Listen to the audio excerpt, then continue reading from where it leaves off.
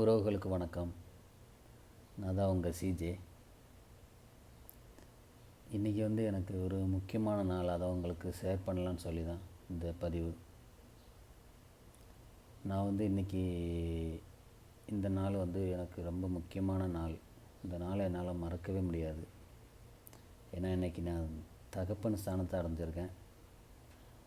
எனக்கு ஆண் குழந்தை பிறந்திருக்கு.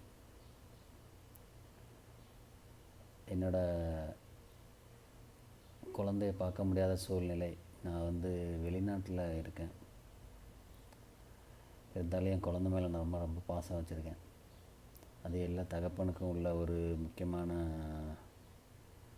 ஒரு இதாக தான் நான் பார்க்குறேன்.